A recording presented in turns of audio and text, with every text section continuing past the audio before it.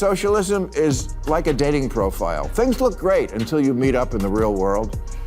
For example, Bernie Sanders, his big thing was always bringing single-payer health care to our country of 340 million. But when liberal, tie-dyed Vermont tried to do it for a population of 626,000, it collapsed like that poor in the Oval Office last week. The DSA are radicals about this concept, and radical economic policy is always ineluctably married to radical social policy. When Bill Maher stepped onto his HBO stage and turned his attention to Bernie Sanders and the powerful slogan, "Tax the Rich," the moment immediately felt larger than a typical late-night segment. Because this wasn't just about jokes or applause lines, it was a direct and unapologetic challenge to one of the most popular economic ideas in modern politics. And Maher approached it with a style that blends humor with confrontation, drawing viewers in before hitting them with a series of arguments.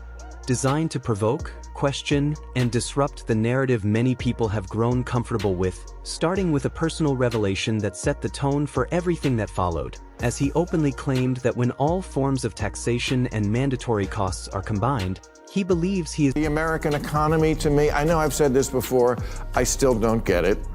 Last week was tax day, and as usual, because HBO is so generous, and I'm sure so will be the new owners, I paid to the government, if you add in state tax, local sales, property, fees, Obamacare, probably almost 60% of what I earn. That's a lot.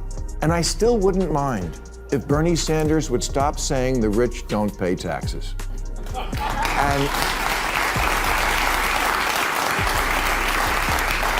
And while I'm sure the super rich with their army of accountants and corporate loopholes get away with murder, us regular rich people pay a shit ton of taxes. And who stands up and gives us a pat on the back? Nobody, that's who. Further would truly solve the problems it is meant to address, or simply deepen an already complex system. And from there, Maher builds his case step by step, introducing statistics that highlight how much of the federal income tax burden is already carried by higher earners, contrasting it with the relatively small contribution from lower income groups, not to dismiss the struggles faced by millions of people, but to question whether the solution being proposed is targeting the right issue. Because if vast amounts of money are already being collected and redistributed, yet poverty, inequality, and economic pressure remain. The top 10% pay 72% of all federal income taxes, and the bottom half, 3%. The Democratic Socialists talk about socialism like we don't already have a lot. Social Security, unemployment, Medicare, nutritional assistance, Medicaid, Obamacare, disability, housing subsidies. Again, not against it, just the same question. How can you be soaking the rich and failing the poor so badly? Widespread, then perhaps the real problem lies not in how much is being collected, but in how it is being managed and distributed once it enters the system. And this is where Maher pivots into a broader critique of government efficiency, arguing that the United States does not suffer from a shortage of revenue, but from a failure to translate that revenue into meaningful results, pointing to the trillions of dollars flowing through government channels every year and asking why so many visible problems persist despite that level of funding. And to make that argument more tangible, he highlights examples like California, a state often associated with progressive policies and high taxation, yet also frequently cited in discussion. So badly that on 60 Minutes last week, they were redoing the story they did 18 years ago about remote area medical. That is the program modeled after medical teams that drop into the poorest countries in the world for a few days to set up a tent where people with no access to health care can get some. And now we're one of those countries. Doctors within borders become part of a cycle that fails to deliver real change. And beyond the economic argument, Maher also raises a political concern, suggesting that the growing influence of democratic socialist ideas within mainstream politics could be creating a disconnect between political messaging and the priorities of everyday voters, many of whom are less focused on ideological frameworks and more concerned with practical issues like job security, affordable housing, and rising living costs. And this Perspective reflects a long-standing tension within political discourse, where different factions compete not only over policy details but also over the broader direction and identity of their movements, with Sanders representing a vision centered on structural reform. Can it be that the federal government alone took in over $5 trillion in taxes last year, and we still need that? Are we really this incompetent and corrupt? Don't answer that. Whatever it is, somehow the ultra-rich keep getting ultra-richer, while a growing percentage is feeling truly desperate. You just wouldn't know it because everyone on TV is rich. Reality TV, rich women day drinking. Drama, rich women whose friend got murdered. Comedy, rich men shouting into cell phones. Systems rooted in similar principles and suggesting that their outcomes should serve as cautionary examples, emphasizing that while the ideals behind such systems may be rooted in fairness and equality, the real-world results have often been far more complicated and sometimes deeply problematic. And although such comparisons are often debated and criticized for oversimplification, they serve Maher's broader goal of challenging the. Mendami seems like a nice guy, and I congratulate him on an extraordinary political achievement. But before the whole left side of the country catches socialism fever, let's listen to the other big winner in last Tuesday's election, Virginia Governor-elect Abigail Spanberger, who, before the 24 election, said things like, "If the party didn't shift to the center, we will get torn apart. And we need to never use the word socialist or socialism ever again." Well, she was right, but they didn't listen. Typical, am I right, lady? One wing is saying don't ever use the word socialist again, and one is saying, I am a democratic socialist. Clear, huh? So how do we decide who's right? Assumption that good intentions alone are enough to guarantee success. And perhaps the most relatable aspect of his argument comes when he shifts focus from policy to human nature, suggesting that most people are driven by a desire to improve their own lives, to build something, to achieve financial stability, and to enjoy the rewards of their efforts. And he uses this idea to question whether a system that emphasizes redistribution over individual advancement aligns with the instincts and aspirations of the population it aims to serve, adding another layer to the conversation by framing it not just as a debate but as a reflection. Democratic socialism is like a dating profile. Things look great until you meet up in the real world.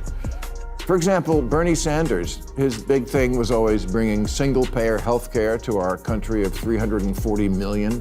But when liberal, tie-dyed Vermont tried to do it for a population of 626,000, it collapsed like that poor Oval Office last week.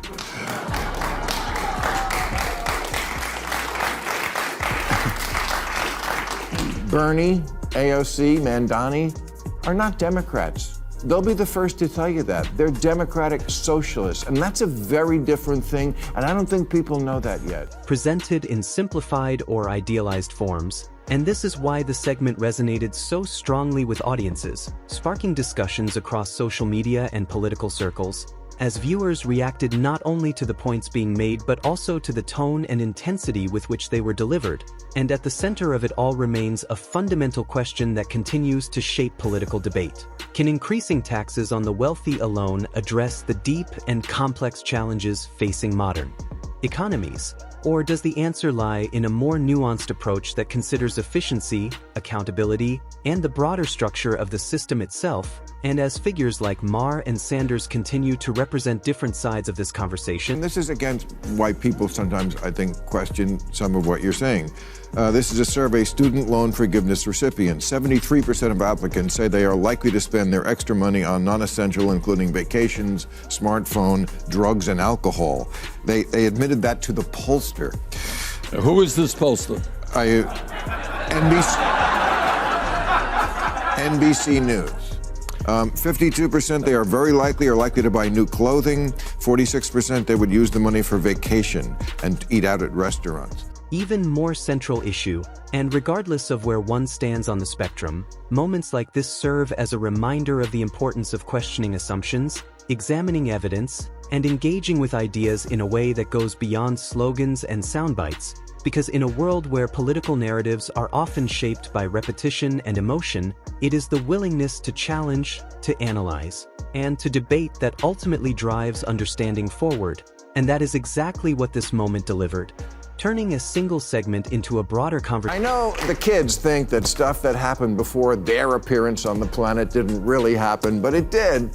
We've run this experiment many times, and the results are always obvious.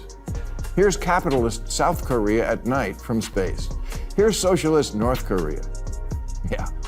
In 1990, Venezuela was wealthier than Poland.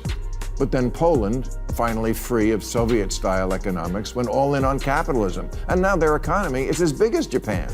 And people there have high wages, low inflation, cars, vacations, homes. Government spending and economic fairness will remain central to political discourse in the years ahead, particularly as elections approach and candidates are forced to articulate their positions on these critical issues.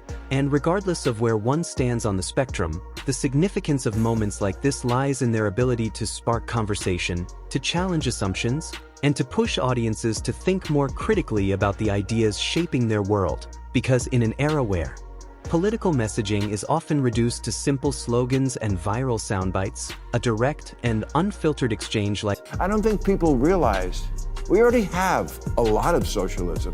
Social Security, Medicare, Medicaid, unemployment insurance, food stamps, veterans benefits, Pell Grants, COVID-era payments, farm subsidies, disability payments, Fannie Mae, Freddie Mac, corporate bailouts, and the jobs program that is building weapons the Pentagon doesn't even want. All that is socialism, much of it appropriate to soften the edges of capitalism, but the DSA are radicals about this concept, and radical economic policy is always ineluctably married to radical social policy. Their platform, for example, calls for completely open borders. They're for what Biden was doing, but more. Collective redistribution, a pattern he interprets as evidence that the cultural and economic instincts of the country are more aligned with capitalism than socialism, and whether one agrees with that interpretation or not, it taps into a deeper question about what kind of system people actually want versus what they say they support in theory, and that's ultimately what makes Maher's segment so impactful.